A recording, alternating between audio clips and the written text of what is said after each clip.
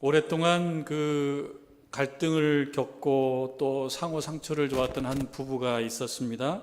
이 부부가 지칠 대로 지쳐서 이제는 그만 헤어지자 이렇게 생각했던 모양입니다. 그리고 마지막 절차로 상담 심리치료사를 찾아서 이제 이야기를 듣는 시간을 갖고자 했던 모양입니다. 그래서 참 이제 찾았습니다. 상담사가 보기에 이 부부는 마지못해서 끌려 나온 사람들 같아 보였습니다. 최대한 서로 같이 가까이 있지 않고 좀 멀리 떨어져 있으려고 하는 걸 보니 앉아있는 모습이 이제 본인을 포함해서 삼각형 모양이 된 거예요. 앞에 상담사가 있고 두 명은 앞에 조금 떨어져 앉아 있었습니다. 남편이 먼저 이야기를 합니다. 이 문제에 대해서는 내가 더 잘 알지. 그리고 내 말이 맞다고. 이거는 원칙의 문제 아니야? 이렇게 이야기를 합니다. 그 이야기를 듣고 아내가 지지 않습니다. 이렇게 얘기합니다. 무슨 소리예요? 이 일에 있어서는 내 말이 맞다고요. 당신이 원칙을 지키지 않았기 때문에 문제 아닌가요? 이렇게 이야기를 하는 거예요. 그러니까 이 어떤 말의 갈등을 지켜봤던 상담사가 이제 끼어들면서 이야기를 하는 거예요. 이렇게 얘기합니다. 우리가 문제점을 찾지 않았나 생각이 듭니다. 그러면서 이렇게 얘기합니다. 두 분의 문제는 원칙이 상대방보다 더 중요하다라고 생각하는 점 같습니다. 두 분이 그토록 강하게 고수하는 원칙 속에 한 번 더 서로에게 친절하고 또 이해하면서 배려하겠다라고 하는 그런 원칙이 그 원칙 속에 들어가 있다면 아마 두 분은 나를 찾아올 일이 더 이상은 없지 않을까 생각합니다. 이렇게 이야기를 했다라고 합니다.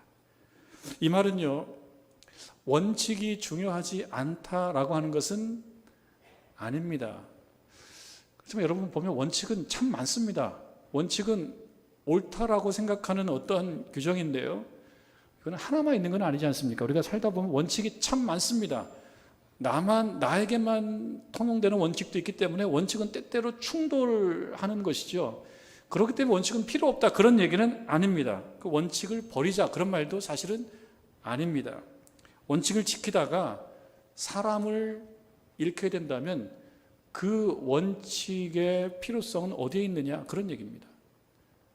사람을 잃지 않아야 된다는 것입니다. 원칙을 적용하는 과정에서 친절하고 이해하고 배려하는, 곧 사랑을 그 원칙 속에 담는다면 사람을 잃지 않을 것이고 그 원칙도 안전할 것이지만, 그 반대라면 그 원칙의 존재의 이유는 도대체 어디에 있느냐, 그런 이야기가 아닐까, 그런 생각을 해봅니다.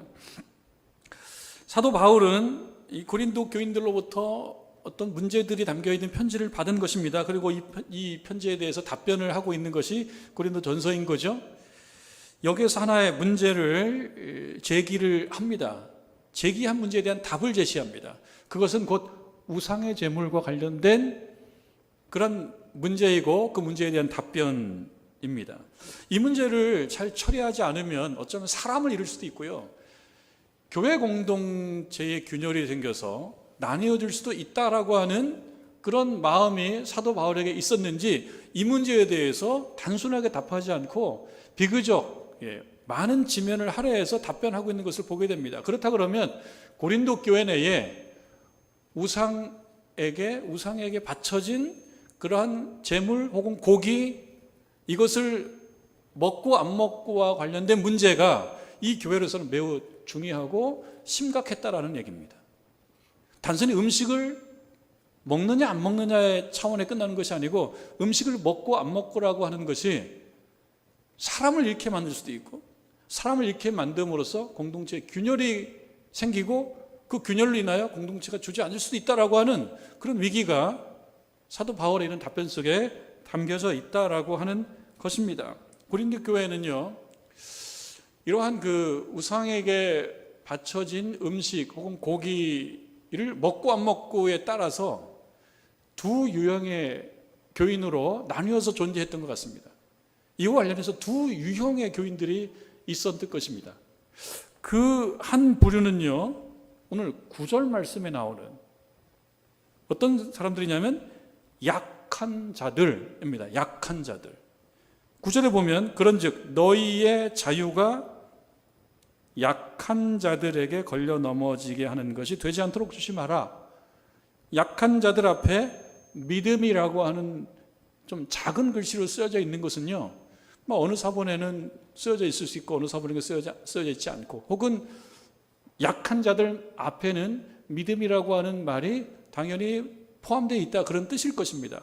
그러니까 고린도 교회에 있는 한 유형의 교인들은 어떤 교인들이냐? 약한 자들, 특별히 믿음이 약한 자들, 반대로 얘기하면 믿음이 강한 자들, 이런 두 유형의 교인들이 있었습니다. 믿음이 강한 자들이라고 분류되는 사람들은 어떤 사람들일까? 8장 1절에 보면 우상의 제물에 대하여 우리가 다 지식이 있는 줄을 아나. 그러니까 한 유형의 교인들은요, 지식이 있는 사람들이다. 이것은 어떤 전반적인, 사회 전반적인 분야에 대해서 지식이 많은 그런 사람을 얘기하는 것이 아니고요, 특정한 사안들이죠. 이 특정한 사안은 어떤 사안들입니까? 믿음이고, 그 믿음을 조금 더 이렇게 구체적으로 얘기하면은 우상에게 바쳐진 음식, 고기, 이런 것들을 먹는 것이 그렇게 문제가 되지 않는다라고 하는 지식을 갖고 있는 사람들. 그러니까 이 사람들에게는 문제가 안 되는 거예요. 그러니까 이 사람들은 강한 사람으로 분류가 되는 것입니다. 그리고 우상에게 바쳐진 음식을 먹으면 이건 신앙적으로 큰 문제가 있어라고 생각하면서 그 부분에 있어서 매우 소심한 사람들은 약한 사람들로 분류가 되고 있는 겁니다. 이런 두 부류가 있었던 겁니다. 그럼 강한 자들이라고 얘기하는, 또는 지식이 있다라고 하는 사람들은 어떤 사람들이냐? 우상들은 아무것도 아니다, 이렇게 생각하는 거예요. 틀리면 틀린 건 아닙니다. 우상들은 아무것도 아니에요. 4절 이후에 나옵니다. 그러므로 우상의 제물을 먹는 일에 대하여는 우리가 우상은 세상에 아무것도 아니며, 세상에 아무것도 아니다, 우상은. 또한 하나님은 한 분밖에 없다. 그러니 이렇게 저렇게 우상이 있어? 다 소용없는 거고. 또 5절에 세상에는 많은 신과 많은 주가 있다. 비슷한 말이죠. 많은 신과 많은 주가 있다. 신은 뭐고 주는 뭐겠습니까? 신은 그리스 로마 신화에 나오는 여러 신들, 그들에게 있어서 같이 존재하고 있다라고 하는 그런 신들을 얘기할 거고요. 주는 어떤 신앙의 대상까지 어떤 성스러워진 그런 구별된 신, 이렇게 얘기할 텐데, 그저 다 그냥 이방 신들입니다. 이런 신들이 많이 있는데 오직 하나님만 존재하신다라는 것을 믿고 그와 관련해 가지고 음식을 먹고 안 먹고가 별로 의미가 없다라고 생각하는 거예요. 이런 지식을 갖고 있는 사람들이 강한 자, 지식이 있는 자입니다. 거기에다가 이 사람들은 바울의 가르침에 따라서 음식 자체가 영적으로 별로 중요하지 않다, 그런 지식도 갖고 있고요. 이런 지식으로 무장한 이런 그리스도인들은, 이른바 강한 사람들은요, 그 우상에게 바쳐진 음식을 먹는 데 있어서 양심의 가책을 느끼지를 않아요. 이걸 다른 말로 얘기하면 자유함이 있는 거예요. 자유함. 오늘 9절 말씀에 보면 너희의 자유가 자유함이 있는 사람들입니다. 여러분, 고린도라고 하는 곳은 사실 저도 가보진 못했습니다만 영상으로 많이 보고 지도로도 많이 봤거든요. 이렇게 보면은 지금 그리스에 있는 도시인데요. 그 고린도의 좌우편에 이 항구가 있어서요, 입지적으로 참 좋습니다. 주전 약 140년경에 로마의 공격으로 그냥 폐허가 된 도시였다 그러는데, 약 100년쯤 지난 후에 로마의 퇴역군인들이 와서 휴양하는 도시로 다시 탄생한 도시가 고린도입니다. 그 지형이 이렇게 교통의 요충지이기도 하고 또 항구를 끼고 있어서 사람들이 많이 모이는 곳이에요. 사람들이 많이 모이게 되면 거기에 여러 가지 이제 중요한 복합 단지들이 만들어지죠. 오늘날도 그렇죠. 고린도라는 도시가 그런 도시였고요. 오늘날의 이런 복합 단지들은 당시에 뭐 리조트 이렇게 만들 수는 없겠고요. 신전이 그 역할을 했습니다. 신전이. 고린도를 여행한 사람들의 이런 영상들을 보게 되면 고린도 지역에 아주 큰 신전들, 뭐 아폴로 신전, 아프로디테 신전 이런 것들을 방문하는 것을 영상으로 보게 되는데요. 지금 봐도 그 규모가 굉장히 큽니다. 특별히 아프로디테 신전이라고 하는 데에는 거기에 종사하는 여성들만 해도 1000여 명이 넘었다라고 이렇게 알려지고 있습니다. 그리고 아폴로 신전, 그리고 아스클레피오스 신전 이런 신전들이 많이 있는데요. 이런 신전들은 그저 그냥 예배드리는 성소만 갖고 있는 것이 아니었다는 거예요. 여기에는 신전에 제사를 드리는 성소가 있을 뿐만 아니라 휴식하는 휴식 공간도 있고, 체력 단련하는 뭐 지금 우리 얘기하면은 뭐 피트니스 클럽 센터도 있고, 그리고 묵상을 위한 장소들도 있고, 목욕탕도 있고, 극장도 있고, 그 다음에 체육관도 있고, 도서관도 있다는 거예요. 정말 그야말로 복합 컴플렉스예요. 이것을 신전이 했기 때문에 당시의 사람들의 신전을 드나드는 것은 특별한 일은 아니었는데요. 특별히 이런 신전에서 만들어지는 여러 축제들이 있고, 그 다음에 제공되는 그러한 식사 모임들이 있고, 그리고 많은 그 엘리트들이 그곳에서 초대받고 모이고 교제하고, 그러면서 어떤 사회 관계망을 형성하고, 또는 사회적 관계를 형성하고 또 누리고, 그러다 보면 이 신전은 단순히 예배드리는 공간뿐만 아니라 그냥 자연스럽게 일상인 거예요. 참여해서 먹고 교제하고 나누고, 그러면서 자신들의 신분을 유지하고 확인하고, 이런 사람들은 주로 엘리트 사람들이었고요. 고린도 교회 안에 있는 사람들 중에도 이런 부류의 사람들이 있었다는 겁니다. 여유가 있는 사람들. 여유가 있으니까 거기에 초대받고 가서 만나고 교제하고 나누고 관계를 형성하는 거예요. 그 사람들은 이곳에서 모이는 그 모임이 종교적으로 아주 특별하다라고 생각하는 것이 아니라 자연스러운 일상이다, 그렇게 생각하는 거죠. 그 사람들이 오늘 본문에는 어떤 사람들로 나오냐면은 강한 자들, 그리고 지식이 있는 자들로 나오는 거예요. 양심의 가책이 별로 없는 사람들입니다. 자유함이 있는 사람들입니다. 그러나 다른 한편 어떤 사람도 있었습니까? 약한 자들. 그 약한 자들은 사회적으로 여유가 많이 없어서 어쩌면 이 신전에 이렇게 초대받거나 또는 이곳에서 어떤 사회관계를 맺어가거나 이런 기회가 비교적 적은 사람들이라는 것이죠. 그러다 보니까 이곳에서 어떤 식사를 하거나 고기를 먹거나 하는 것은 이들에게는 그냥 사회적 일이 아니고 이 사람들에게 있어서는 보다 종교적인 일이었던 거예요. 특별히 그리스도교, 예수교로 개종한 사람들일 경우에는 그것이 더 강했던 거예요. 이런 사람들을 향해서 이른바 강한 사람들이 그거는 세상 사는 방법을 몰라서 그래, 참여해서 모여서 교제도 하고 거기서 고기를 주면 고기도 먹고 음식 교제도 나누고 그런 거지, 뭐 그런 걸 가지고 그렇게 엄격하게 그렇게 까다롭게 그래? 뭘 그래? 라고 그렇게 표현을 하니 이 약한 자들은 이게 뭔지 불안한 거예요.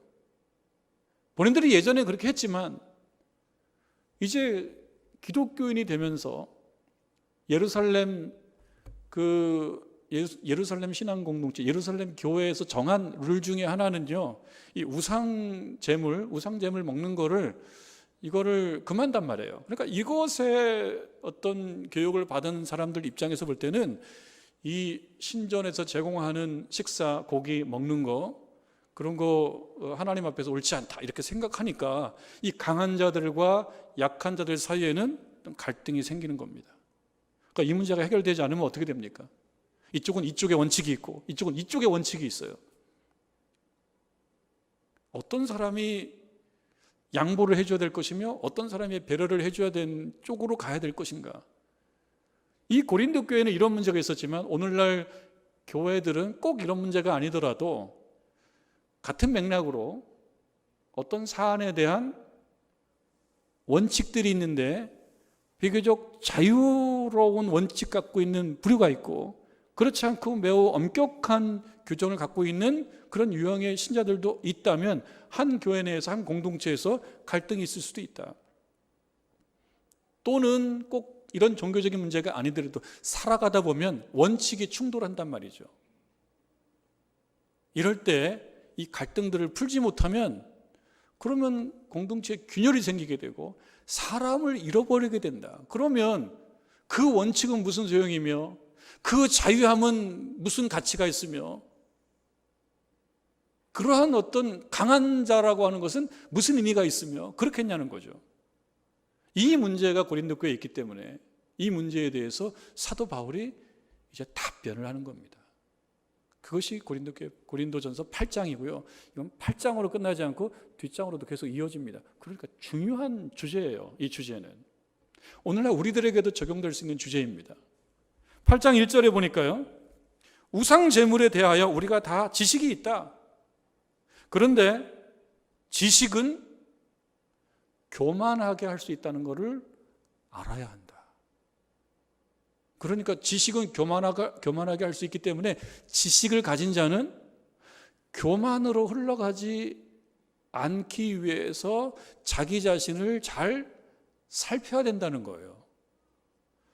교만하다는 것은 무엇입니까? 어떤 부분에 대해서 내가 더 많이 알고 있기 때문에, 지식을 갖고 있기 때문에, 이 지식은 곧 힘이거든요. 내가 더 힘이 있기 때문에 힘을 갖지 못한 자들에 대하여 우위를 자꾸 확인하려고 하는 것이 교만이란 말이에요. 그렇게 되면 갈등이 생기게 되죠. 사람을 잃게 되죠. 지식 자체는 교만이 아닙니다. 여러분 그렇지 않습니까? 지식은 필요한 거죠. 지식이 필요 없는 게 아니죠. 지식 자체는 중립적인 거고요. 또 의미심장한 의미가 있는 겁니다. 마치 법이 그렇듯이, 여러분 오늘날 법도 그렇지 않습니까? 법도 법 자체가 교만이 아니고 법 자체가 어떤 폭력도 아닙니다. 법은 서로가 잘 살게 되기 위해서, 서로가 잘 살아가기 위해서 자신들의 권리를 조금 양보해서 만든 것이 바로 법이죠. 그럼 뭐가 문제입니까? 지식이 문제입니까? 법이 문제입니까? 그게 아니죠. 그럼 뭐가 문제이냐? 지식을 운영하고 법을 운영하는 사람들이 문제가 있다는 거예요. 때때로 법을 공정하게 이용하지 않으면 힘을 갖고 있는 사람의 도구로 법이 전락하기 때문에 오늘날 우리가 얘기할 때 공정과 정의의 사회가 안 되는 거고요. 지식도 마찬가지입니다. 지식 자체가 교만은 아니에요. 그러나 지식이 많아지게 되면 지식이 없는 사람에 대하여 우위에 있다는, 내가 우위에 있어, 내가 갖고 지식의 원칙이 우위에 있어, 그 원칙을 따라야 되라고 얘기하면서 그 지식을 갖고 있지 못한 사람으로 하여금 박탈감을 갖게 만드는 거예요. 그럼 갈등이 생기는 거예요. 강요하지 말아라, 그런 거죠. 그래서 지식은 자칫 교만하게 하고, 교만한 어떤 태도가 한 공동체에 막 줄을 이루게 되면요, 분명히 상처받는 사람이 생기는 거예요. 교만한 유형의 교우들이 많다. 그럼 상처받는 사람이 생기는 거예요. 그래서 사도 바울이 얘기합니다. 지식 너무 내세우지 말아라. 그대들이 가지고 있는 그 지식, 그대들이 누리고 있는 그 자유 때문에 어떤 사람은 박탈감을 가지게 되고, 어떤 사람은 시험에 들게 되고, 시험에 들게 되면서 어떤 결과까지 가게 되냐면 9절에 아까 우리가 읽은 대로 믿음이 약한 자들은 걸려 넘어지게 된다라고 하는 거예요. 그리고 12절에 이같이 너희가 형제에게 죄를 지어서 그 약한 양심을 상하게 한다. 교만이 줄을 이루게 되면 이런 상황이 발생한다는 거예요. 내가 갖고 있는 원칙이 강하니까 그 원칙을 주장하게 돼 있어요. 그 강한 주장을 받는 사람은 자기의 생각과 다른 원칙이 막 들어오니까 내적으로 갈등을 일으키게 되겠어요. 그리고 그 강한 원칙을 따라가다 보면 그 원칙을 따라갈 준비가 되어 있지 못한데 그 원칙을 따라가니까 쓰러지게 되어 있어요. 실족하게 되어 있어요. 말하자면 이 고린도 교회에 지금 믿음이 약한 자라고 분류되는 이러한 신자들은요, 예전에 신전 음식에 대해서 본인들의 관례가 있습니다. 그런데 기독교인이 되고 난 다음에는 그러지 않아야지 결정한 사람들이에요. 그런데 이 강하고 자유한 사람들이 뭐 그게 문제가 되라고 얘기하면서 다시 그 안에 들어가서 따라가게 되면 단지 그냥 그 약한 자들이 뭐 화가 나고 이런 차원의 문제가 아니라 신앙을 버릴 수 있다는 거예요. 신앙을 버릴 수 있고 예전 모습으로 돌아갈 수가 있다는 거예요. 그렇게 되면 당신의 자유의 의미는 뭐가 있냐? 당신은 자유에서 좋겠지만 사람을 잃어버리지 않냐? 사람을 잃어버리는 자유? 사람을 잃어버리는 지식? 그것은 무슨 의미가 있느냐? 그 사람을 위해서 예수님께서 십자가에 못 박혀 죽으셨는데 너의 자유함 때문에 그 사람이 실족해서 그리스도로 떨어져 나간다면 너는 그리스도의 죽음을 무의미하게 만드는 죄를 짓는 것이니라. 그러지 말아야 된다라고 이야기하고 있는 것입니다. 2절에 보니까 만일 누구든지 무엇을 아는 줄로 생각하면 아직도 마땅히 알 것을 알지 못하는 것이다. 여러분, 무엇을 아는 줄로 생각해요. 지식 있는 사람이에요. 정작 뭐가 없다는 거예요. 정작 마땅히 알 것을 알지 못하는 거예요. 뭐가 없어요? 사랑이 없는 거죠. 사랑은 덕을 세우는데요, 덕을 세우지를 못해. 내가 아는 지식이 너무 강하고 내 원칙이 너무 강하다 보니까 그게 선인 거예요. 그러니까 내가 알고 있다고 생각하는데 결과적으로는요, 사랑으로 세워질 덕을 세우질 못해요. 그러니까 자꾸 부딪히고 갈등이 생기는 거예요. 3절 말씀이요, 3절 말씀 보면 참 절묘한 비유인데요. 누구든지 하나님을 사랑하면, 여러분 하나님 사랑하십니까? 여러분 하나님 사랑하십니까?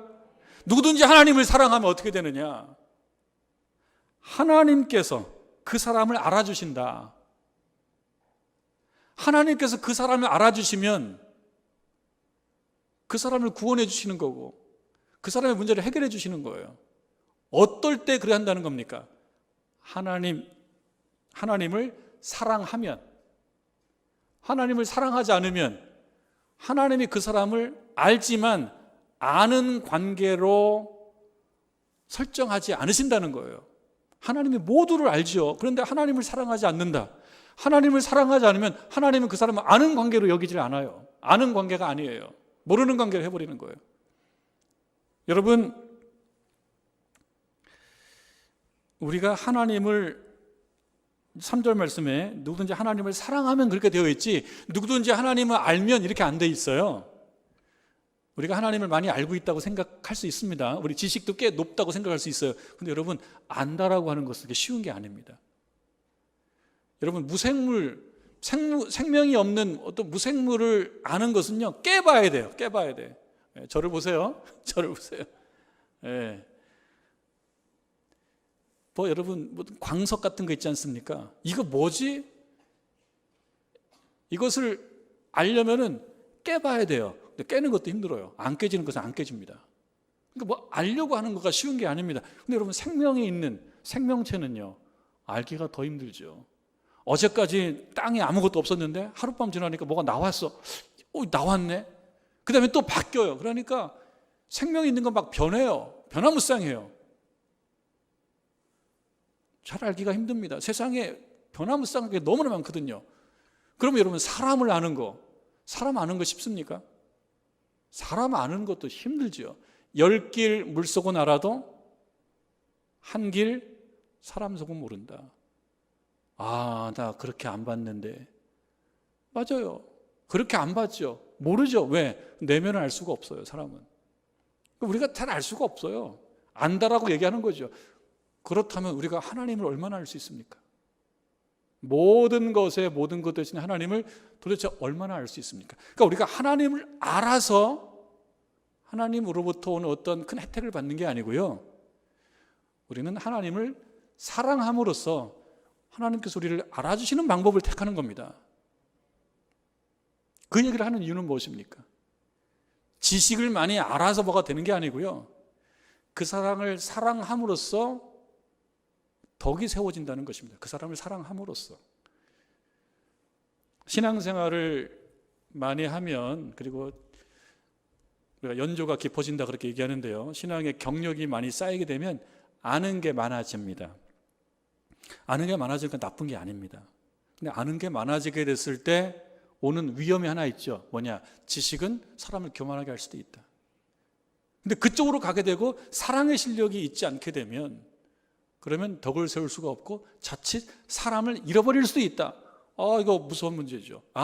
경력이 쌓아지고 내가 교회를 오래 다니게 되고 아는 게 많아져요. 저보다 아는 게 더 많아요, 여러분들께서. 근데 다만 강단에 제가 서기 때문에 제가 많이 아는 것처럼 그냥 보이는 것 뿐이지, 우리 교우들께서 아는 게 참 많습니다.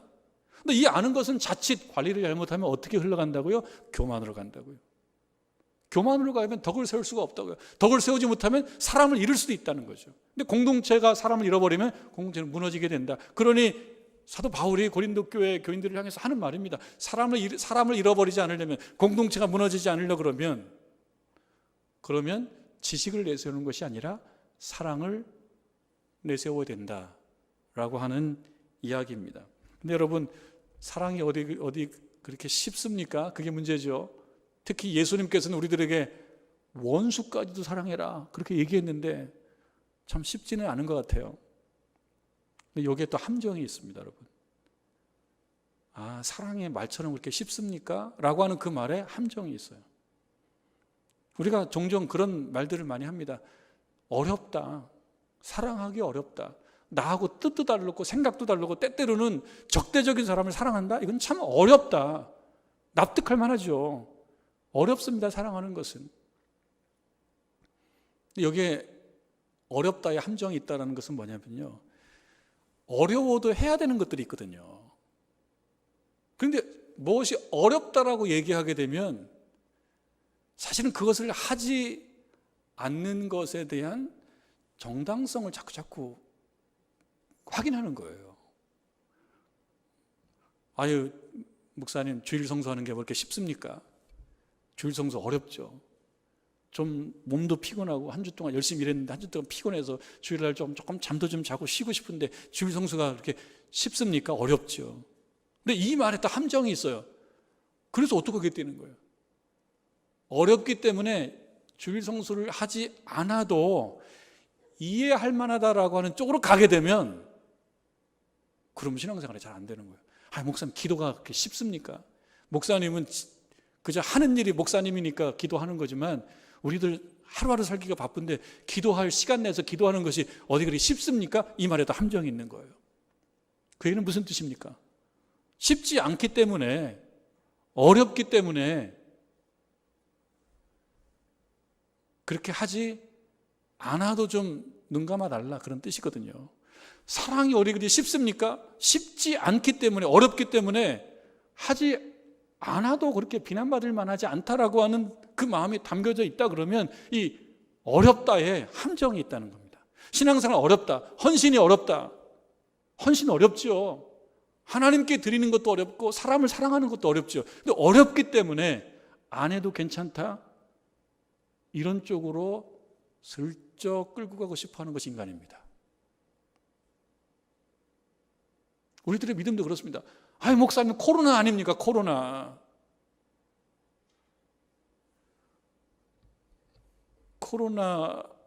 ING 계속 진행되고 있기 때문에 어렵죠.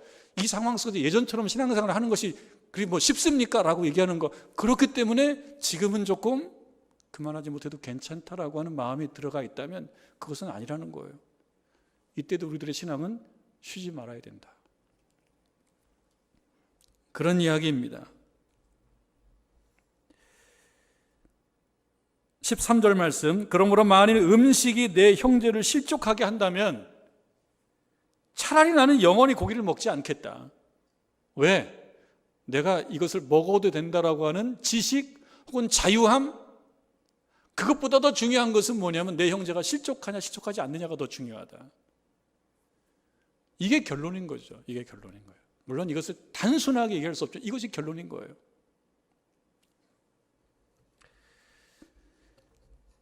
(1340년대) 창궐에서 유럽 인구의 3분의 1을 죽음으로 몰아넣은 것, 패스트입니다. 패스트. 이에 비할 바는 아니죠.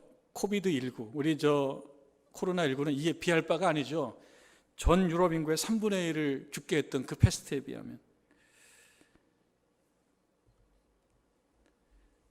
1940년경에 있는 그 패스트를 소재로 한 유명한 문학작품 알베르 까뮈의 패스트라는 작품이 있습니다. 그 안에 나오는 등장인물들이 많이 있는데요. 그 중에 성실한 성품의 의사 리베라는 사람이 있습니다. 이 사람이 그 작품에서 이렇게 얘기를 합니다. 함께 사랑하든가 함께 죽든가 그 외의 수단은 없다. 인간이란 항상 혼자서만은 살 수 없는 존재이다. 패스트와 싸우는 유일한 방법은 성실성인데 나의 경우로 말하면 그것은 나의 직책을 완수하는 것이라고 믿는다. 패스트가 대체 무엇이냐? 인생이지, 그뿐이지. 오늘날로 얘기하면 코로나가 그런 거죠. 이 시점에 우리가 할 수 있는 것은 무엇이냐? 성실성이다. 성실하게 사는 것이다. 그리고 나의 경우로 얘기하자면 그것은 나의 직책, 직분, 무엇입니까? 신자됨. 그 신자됨의 직분을 잘 감당하는 것. 그것이 바로 이 시점에 우리들이 해야 될 것이고요. 오늘 말씀에 의하면 그것은 지식을 과시하거나 내 자유함을 마음껏 누리거나 그것이 아니라 사랑으로 덕을 쌓아서 모두가 같이 가는 그러한 일이라고 하는 것을 잘 알고 사랑으로 덕을 세우는 저 여러분 되기를 주님의 이름으로 축원합니다.